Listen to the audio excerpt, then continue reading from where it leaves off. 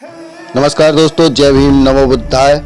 दोस्तों, वैसे तो चमार वंश के ऊपर बहुत सी वीडियो बनी हुई हैं जिन्होंने अलग अलग तरह से चमार वंश के बारे में बहुत ही विस्तार से लोगों को समझाया है, परंतु कुछ चीज़ें लोगों से छूट जाती हैं जो चमार वंश के बारे में नहीं बता पाते हैं। तो दोस्तों, आज हमारी कोशिश रहेगी कि उन सभी पहलुओं पर नज़र डालें कि क्यों इस वंश को महान कहा जाता है।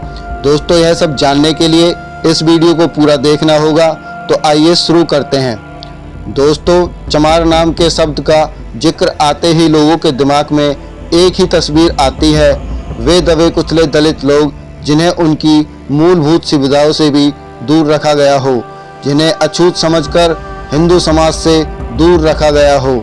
लेकिन एक सच्चाई यह भी है कि हिंदुस्तान में पिछड़ी जातियों में अगर कोई जाति सबसे ज़्यादा उभर कर सामने आई है तो वह जाति चमार ही है, क्योंकि संघर्ष इस जाति के खून में है। इस चमार जाति ने अपने अस्तित्व को बचाए रखने के लिए सदा ही संघर्ष किया है और करती रहेगी।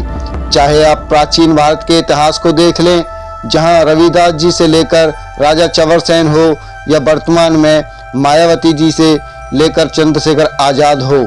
दोस्तों, आज हम आपको इस चमार वंश के लोगों के बारे में विस्तार से बताते हैं कि हिंदुस्तान की आज़ादी से पहले और आज़ादी के बाद भी इस वंश के लोगों ने हिंदुस्तान को बचाए रखने में अपना क्या योगदान दिया है। दोस्तों, ये वही चमार वंश है जिसमें 800 ईस्वी से 900 ईस्वी में कश्मीर के राजा रहे महान अवंतिका वर्मन जी चमार ने जन्म लिया।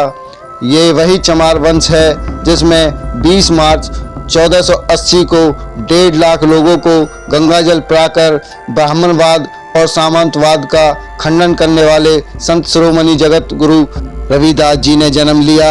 ये वही चमार वंश है जिसमें गढ़ी चमकौर युद्ध में मुगलों के खिलाफ लड़ाई में अपनी शहादत देकर सिखों के गुरु गोविंद सिंह जी को आज़ाद कराने और सिख धर्म के अस्तित्व को बचाने वाले महान बाबा संगत सिंह चमार ने जन्म लिया।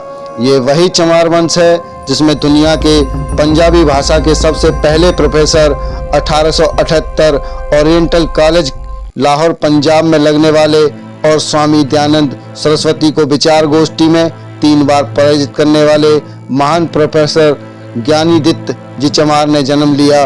ये वही चमार वंश है जिसमें 1922 में प्रिंस ऑफ वेल्स को एक ज्ञापन देकर साइमन कमीशन का गठन करवाने वाले डॉक्टर अंबेडकर को अपना प्रतिनिधि बनाकर गोलमेज सम्मेलन भेजने वाले महान स्वामी अच्युतानंद हरिहर जी चमार ने जन्म लिया।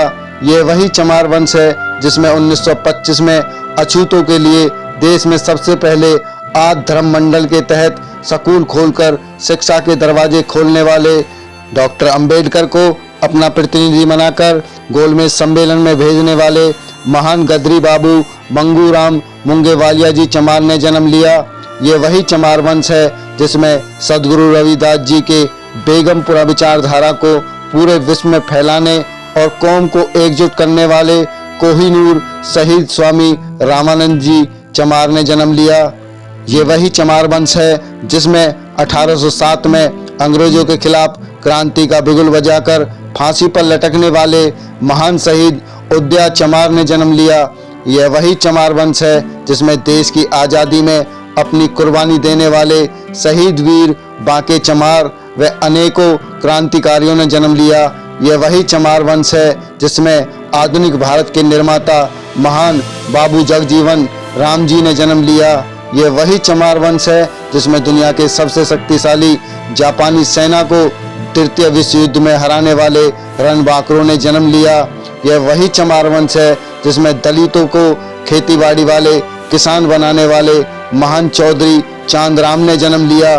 वैसे तो इस चमार वंश में अनेकों महापुरुषों ने जन्म लिया है, पर कुछ महापुरुषों का हमने यहाँ जिक्र किया जिन्होंने हिंदुस्तान की आज़ादी से पहले और आज़ादी के बाद भी अपना योगदान दिया है, जो इस वंश को महान चमार वंश या महान चमार जाति बनाती है। दोस्तों, हमारे द्वारा दी गई है चमार वंश की जानकारी आपको कैसी लगी कमेंट में ज़रूर बताएं। जानकारी अच्छी लगी हो तो लाइक करें, शेयर करें। अगर आप हमारे चैनल पर नए हो तो हमारे चैनल को भी सब्सक्राइब करें, साथ ही बेल आइकन को ऑल पर प्रेस कर दें ताकि हमारी हर नोटिफिकेशन आप तक पहुंचती रहे।